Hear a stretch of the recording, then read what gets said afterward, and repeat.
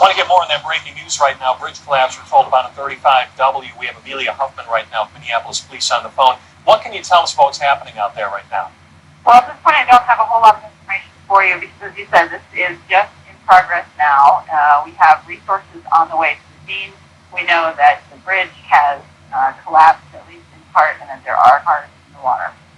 And we're talking about exactly what location, Amelia? Help us out with that. This is the 35W bridge over the river.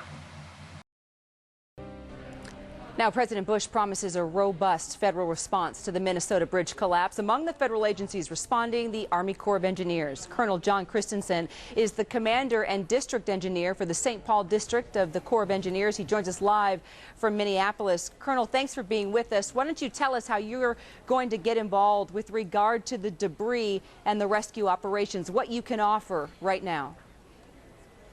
Kira, I'd like to say thank you for having me on, and in behalf of the United States Army Corps of Engineers, I'd like to send my condolences out to the victims of this tragic accident. And I'd also like to let you know that although we are not the lead agency in the cleanup, we are standing by with assets to help in the recovery if asked to do so by the Minnesota authorities.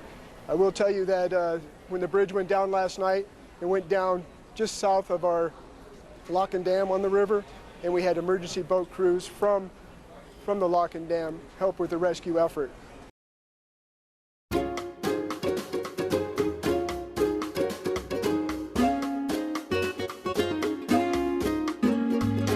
Welcome to Inside the Castle, the podcast that goes behind castle doors to have real conversations with real people about solving the nation's toughest challenges. I'm one of your hosts today, Aaron Snyder. And I'm Angie Fryermuth. In this episode, we're discussing the collapse of the I-35W bridge in Minneapolis, Minnesota, which was about 15 years ago. With us today are Shannon Bauer and Shelley Schaefer. All right, well, thank you both for being here.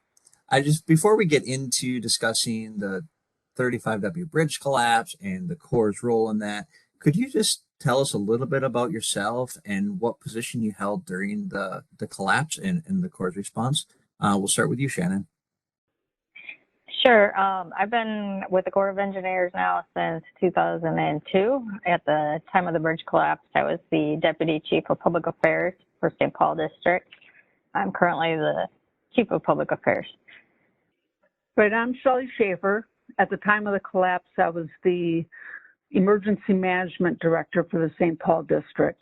I also held a collateral role as an ESF3 team leader, which is primarily associated with nationally declared disasters where FEMA is the lead agency. Shelley and Shannon, and I had a unique role also. So I was a public affairs augmentee. So when there was natural disasters or anything that the Corps responded to, I would assist Shannon's shop in communication. So in addition to being one of your hosts today, I was actually part of the response to the 35W bridge collapse. Well, thank you all for joining us today. I think that every time that there is a natural disaster or some significant event, we always tend to remember where we were and what we were doing. So starting with Shelley, can you talk about what you were doing when the bridge collapsed? Yeah, I will never forget that time. My family, my husband and I, and our two sons and some more couples and their children, we went to Milwaukee for a Brewer game. So I was actually sitting in the new Miller Stadium at that time, watching the Brewers play, and my BlackBerry, and I know we don't even know what those look like anymore, but my BlackBerry just started blowing up with texts and all kinds of things from all over. So I read them all, and then I got on, and I can't remember who I called. I've slept since then, but I got in direct contact, I believe, with the state of Minnesota Emergency Management, and they said that had occurred. So I swiftly gathered my family, and we jumped in the car and took the 4 to 5 hour drive back so I could get to the scene as soon as possible. How about you, Shannon? Well, similar to Shelley, I too will never forget it, mainly because I live not that far from this bridge. I'm a few miles south, and my power went out when I collapsed. And I don't know if the bridge had anything to do with the power or not, but I was on the treadmill, and that was not fun. Flew forward and then back and hurt myself. And then my phone was calling. It was my mom telling me that the bridge was out. And I'm like, what bridge? I didn't quite picture it. But she had power and I didn't. So I got myself cleaned up and went to her house, which is about 4 blocks south. And I'm watching the news and I see that bridge is on our lock. And it fell on the wall. And I'm like, well, I can't say those bad words on the radio, but I knew that I was going to have to go do some work pretty soon. So like Shelly, I ran back to my house to get my emergency ops shirts and all that. And I did get a call. Maybe it wasn't Shelly, but it was from somebody in the EOC or my boss at the time, Mark Davidson, saying, well, you're the closest person. We need, get in the car and go. The problem is you couldn't go anywhere. There was traffic everywhere. And like people were stuck on that bridge for hours. So I snaked in through the back roads to get to the lock, and I'm stuck in gridlock traffic. And so there was a cop on the side of the street, and I waved him down and I told him who I am and that I'm trying to get to the lock, showed him my badge. He jumped in my car and he directed traffic out of my way, and he got me to the scene. So I wasn't there that long after it fell. I want to say there was still smoke coming up. It was August. The sun was just starting to go down, so probably a few hours after it actually fell. Yeah, and it might be important for our listeners to know too, like the I-35W bridge is like the bridge in the Minneapolis-St. Paul region. It is the heart of the infrastructure there. It is the bridge that probably the majority of folks in the metro area has driven across almost daily. So when it went down, it was a huge deal for traffic. But it was also one of those things where every single person in the state probably knew somebody that drove across that bridge every day. So everybody's phones were erupting. And I remember I was watching my wife's soccer game at the time, and my cousin called me from Duluth and it's like, dude, the bridge fell down. And I was like, what? Bridges don't just fall down. It was just such a shocking moment to think of infrastructure collapsing in the country. And I know at the time you'd kind of heard reports about like infrastructure and the condition of infrastructure, but it didn't become real for me until, seeing something fall in your community that was right there, and it was so important. And then just the aftermath and the one visual image for me, I know Shannon got there right away, as I showed up, I think the next morning, but there was a school bus sitting there kind of tilted up on one of the segments that collapsed with the back door open. And that was one thing that really stood out to me. So I was kind of curious, Shelly and Shannon, when you got to the bridge, kind of what did you see, and what was going through your mind at those times? Well, again, we'll start with you, Shannon. Well, like you mentioned, since it is vital roadway for the Twin Cities, and I live here, and my friends and family use that bridge. I think it was probably around a year later, and I spent a lot of time down south, and I had some PTSD from that. And then seeing it again in my home backyard, it was pretty wild. Yeah, it was certainly emotional. I know for me too, and just I remember like standing there looking at stuff and just this disbelief and the fear of understanding what people must have gone through sitting on the bridge. And I remember like after I drove on bridge that, I would always think like, what will I do if this bridge collapses? It even sticks with me today. So it's something that that emotion does stick around. And Shelly, I kind of want to hear from you too and see what your perspective was. Yeah, my thoughts, because they didn't know how many cars were in there and how many people and so forth. And I've got the worst case scenario run through my head that this was near rush hour, knowing that the bridge is heavily used, as Aaron had said. And I kept thinking about those poor people that are stuck down there in those vehicles, and knowing full well that there's no way that anyone that ended up in that river would have survived. Just being there and feeling for all the families and relatives and friends of those people that were there in the water, that their lives will never be the same again. So I was very sympathetic to what these families could be going through, and wanting to do whatever we could to, help get those people back and so that they could have closure and start to heal. So that was kind of, from an emotional standpoint, that's kind of where I was sitting. So one thing I remember too, it was super hot that day, and all the phones were going nuts with everybody. If you lived in Minneapolis, all your friends and relatives were trying to call you to see if you were alive or you are on the bridge, and then all of a sudden all of our cell phones stopped working, and nobody could get through. And although we had government cell phones and had priority, the people trying to call us didn't, or the people we were trying to call didn't. So there was like this eerie silence after they rescued all of the people that they could immediately. And then it was dark and there was no phone calls, and we were just sitting there at the lock that night, just like, whoa, what happened?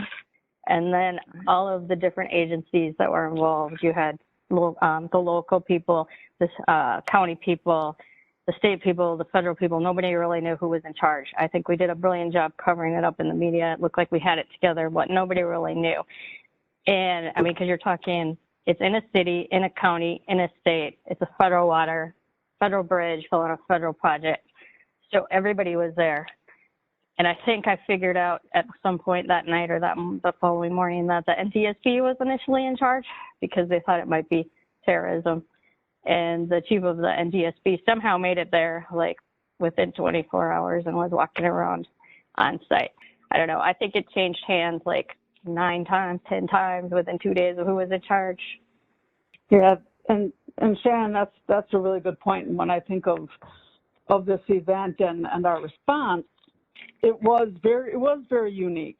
Of course, you had right at the beginning, command and control was taken on by the Hennepin County Sheriff's Department, and one thing that I'm not sure that a lot of people are aware of is that they're very fortunate that they didn't lose more people trying to, during the rescue operations immediately after the collapse, because the Hennepin County dive team responded. And they went in there, and as some of you may know, there's a lot of velocity and flow going through there. It comes right on the Mississippi River. Simply put, the Sheriff's Department was not equipped for that type of rescue, working in that turbulent water with all the steel and the structure of that bridge in the water, and then trying to get to victims underwater. We're just very fortunate that more lives weren't lost. So it became quite apparent right away that was beyond their capability. And then me being a ESF3 team leader and very familiar with the National Response Framework and so forth, thinking, okay, who is going to be in charge? Who's going to be the lead agency for this response and recovery? And it became quite apparent early on that this was not going to be a normal disaster response where FEMA comes in as the lead agency and they coordinate all the other resources that come in to support this. It wasn't a large scale enough. It was a very isolated event. Although catastrophic, it was very isolated to that area. So it didn't qualify for a national declaration. So because it was a federal highway, as Shannon referenced there, they decided that it would be the Department of Transportation would be that agency. So that just complicated things because I had never been associated with any event where they enacted the Economy Act or they implemented the Economy Act. So there was a lot of things that we all needed to learn. The state of Minnesota was the lead state agency, and so there's a lot of things that we had to figure out in a very short period of time of what was the best way to respond and the command and control and making sure that we had all the right resources there for that type of event. You mentioned earlier that some of the bridge was on a core project. And so I want to dig a little deeper into the Corps' role in all of this and why we were involved. Obviously, if it was involved in our lock, that would be one reason. But I'll turn it over to Shelley first to talk about, the Corps' role and why we were there. Yeah, well, because of our location and having, great facility there, they decided to establish the command and control. That would be the command and control center, would be the lock and dam there. And Tim Mears, who was the lock master there, played a key role in coordinating some of that. But we ended up, being that we were all there and that was the brain center of that whole response, we had a lot of involvement with our leadership, our commander, just because it was on our facility and they used us as a command and control center. We provided resources and made sure there was good communication. And a key point here is they decided, since this was a very specialized rescue and recovery operation, work through DOD to bring in the Navy soup salve. It is a specialized dive team that is equipped and trained for this type of operation. Now you've brought in a whole nother level of federal and military response. But one of the, I think, biggest contributing factors for us is that they used our barges and all the equipment we had there readily available at the site for them to operate off of, which was very convenient and helpful to the whole operation, because being that the bridge was collapsed down below, we were just fortunate that we had equipment and barges and boats upstream of that could reach that area. But I would say the key thing was providing the space and the facilities for the command and control, and providing our dive resources and barges and equipment to help with that rescue. And I think I'd add to our H&H, our hydraulics and hydrology water control folks, they played a key role because we did have a dam immediately upstream there. And so they were able to decrease flows so the Navy divers could go in. So while the Navy divers were in there, we would hold back water to reduce those velocities to make it a safer dive situation. So there was also that component. So, the Corps had the physical facilities, but we also had the technical resources aiding this. So it was a really coordinated event as it occurred. That's a So we had a maintenance and repair unit there, and they were supposed to go home the next morning, and their crane was sitting upstream. So it was positioned in the right place at the right time. Had it been downstream, had they already left, there would be no way to get that crane upriver, because obviously there was a bridge in the way. So the fact that they were there and they had the right equipment there was all ironic. So I know that, obviously there was tons of national attention to this event, and rightfully so. And the Corps was kind of the center of a lot of this coordination and discussions. And shortly after the event, President Bush came to visit. So in addition to having the Navy divers there, then the Secret Service was there. So I think Shannon and myself, we led the coordination for the visit with the president. So Shannon, do you want to talk a little bit about, the visit from the president and the events around that? We had the White House was coming, and it wasn't a very big facility, so they couldn't bring a big staff. So it was Aaron and I doing the coordination for that. We had the press secretary people calling. We had the Secret Service people calling. Everybody was calling. In fact, my cell phone started getting hot and smoke started coming out of it, and it died, and they had to bring me a new phone by like day 2 or 3, which was kind of funny. When the president did show up on day 3, what he did was nothing at all what Secret Service or the press secretary told us would happen. The logistics around that, on top of, the local government and everybody's coordinating this response. They've been, at this point, I think even pulling some cars out, and then you're trying to coordinate the president's visit on top of it, which is normally just a major event in itself. And I think that it was interesting working with the Secret Service because, like they said, that we would get the plans and we'd coordinate stuff. But, when the president shows up, it kind of just, they do what the president wants to do at that time. And it was I remember an interesting story for me, and this is probably the closest I've ever been to getting arrested, actually, was the Secret Service put us in the press pool, and we were with some very aggressive camera people, and I was like, I'm done with this. So I went back to the building, so I didn't go where I was supposed to be. So that was my bad the first time. But then I realized that a lot of core staff got put around the corner. So the president was there, and you had all these people from outside coming in, obviously for their PR shots, but they kind of like forgot about the local staff. That was the one doing the response. And I told the Secret Service person what I thought about this, which I used some choice words, and my supervisor, Tom Crump, was sitting there. And his look on his face was like, oh my goodness, you're going to get arrested by the Secret Service. But I basically told the Secret Service, like, this is BS that, you shove our staff in the corner and the president's not going to get to see it, go meet them. And that's the most important people here. And the Secret Service guy said, you sit right here and don't move. And he took my camera away. And I was like, But he didn't just take your camera away, though. He took mine and all the other core people just because of your big mouth. So, and we all got shoved in with the rest of the employees. And our intent was to get pictures of the employees shaking hands with the president, and they weren't letting us do that. So I know Aaron was mad, and he went and walked away behind the building and sulked. And then the president came back, and he said he recognized that he hadn't shaken my hand yet. So he called me out, and I got my picture taken with him. And I'm like, Aaron, then he went in the building, and they had a meeting with the governor and our general and a bunch of people. But Aaron, you did get your picture at the end of the meeting. The president came out of the building, and he just stood there, and he started talking to us. So that was pretty cool. Yeah, the Secret Service agent, he came back to me, and he's like, did you meet the president? And I said, no, you told me not to move. So I wasn't going to move. And he's like, walk out front. And so then I walked out the front of the building, and then they had the president there.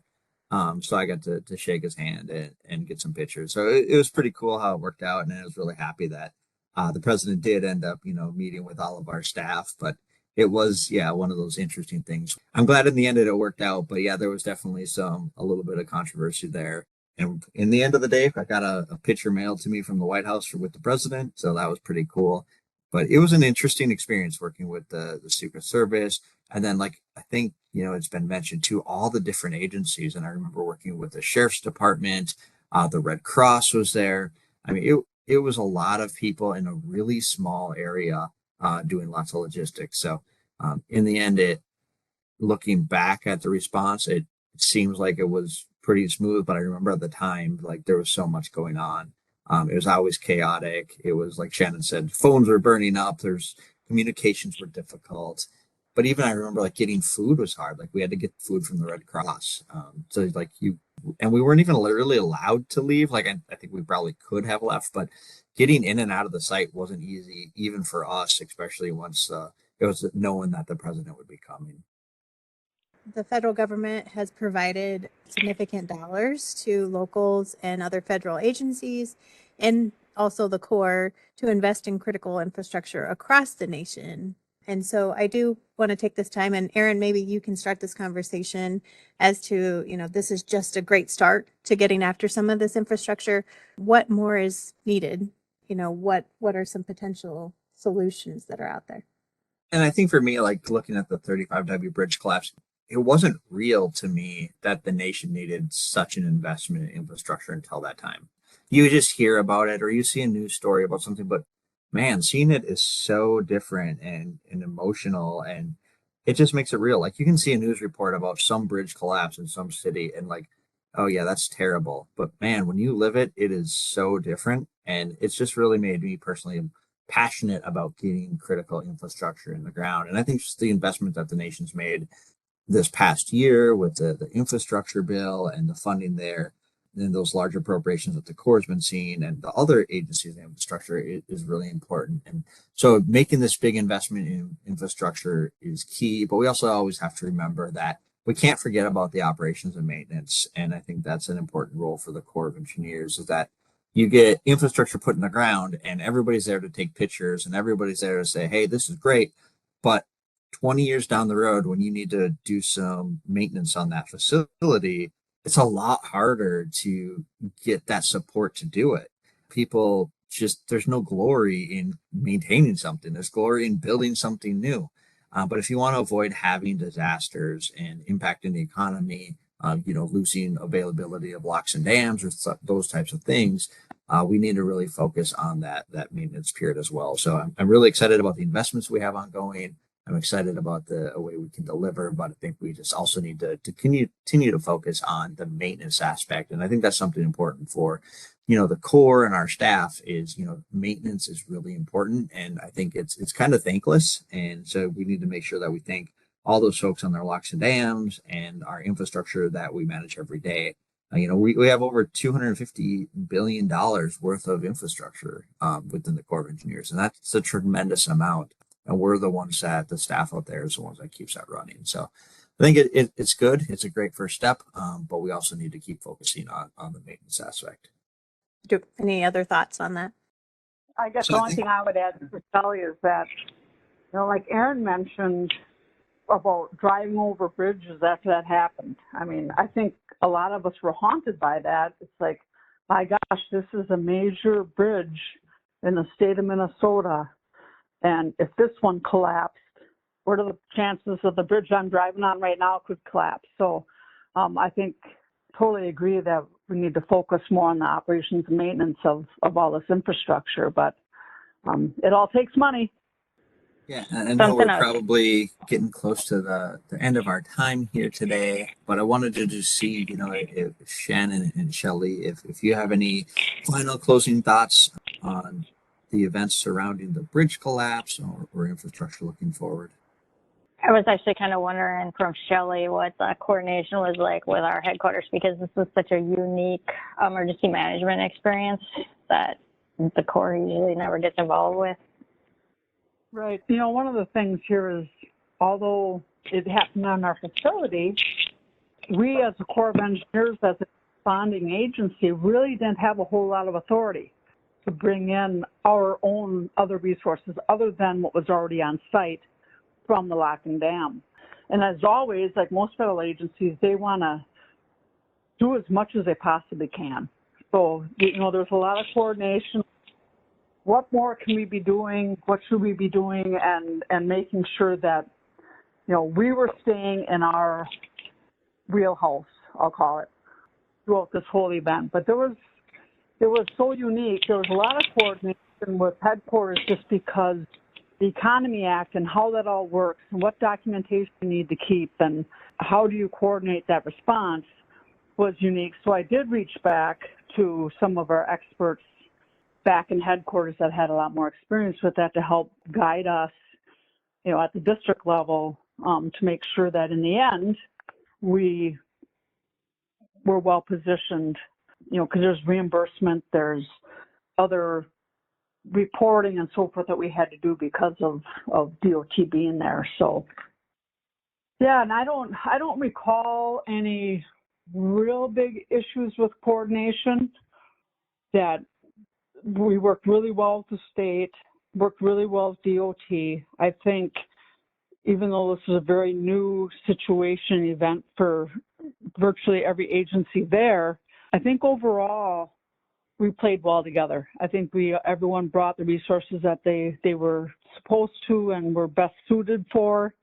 And from that standpoint, I thought it went quite well. One thing we probably, don't have time to focus on tremendously here, but really the rebuild of the bridge and the new bridge and how quickly, the state was able to pull together and get a design out there and construct that new bridge. And I don't remember the exact time frame, but I feel like that new bridge was open in like a year after the collapse. So they went from really no concept of what to do to that new bridge being ready to go. And as part of that process, it was near the Corps facility, and because of the Corps role, we had lots of folks within the organization very interested in this new bridge and it coming up. And I remember I led a tour before the bridge was connected. So they built the bridge from each side and used tension to keep it apart, and then they released the tension to connect it in the middle. But for a little while there was a little gap, like a foot or something, and you could step over it. So it was really interesting to be able to step over the Mississippi River in the heart of downtown across that bridge. And I remember leading a tour there. But it does show that the nation can build infrastructure really quickly, when everybody comes together and is focused on it. So that's one impressive lesson from that. But the response afterwards, doing something new, different type of emergency, different agencies, I think that's also very impressive that everybody, we just did what needed to be done to get the job done. And it didn't really matter, whose turf it was or who was in charge. It was about helping each other out. So all in all, I think looking back, it's still, that haunting moments. There's times where you're parked on a bridge and you just think like, man, what will happen if this bridge falls down? And I think leading up to this anniversary, I've thought of that, but we also want to make sure we don't ever forget, the victims that were lost that day. There were a number of them, and really the trauma it's caused for the community here. It's been a challenging time. There's the new bridge there, but I know that this is still on the minds of many. And with that, I just want to thank you, Shannon and Shelley, for joining us today for this edition of Inside the Castle. We appreciate you and your insights. To our listeners, we want to hear from you. What topics are important to you and people you're interested in hearing from? Until next time, be safe, be innovative, and be revolutionary. Thanks for joining us for this Inside the Castle podcast. To provide your feedback, email us at cw.infrastructure.team@usace.army.mil. Stay tuned for additional Inside the Castle podcasts as we explore life inside the Corps and revolutionize civil works together.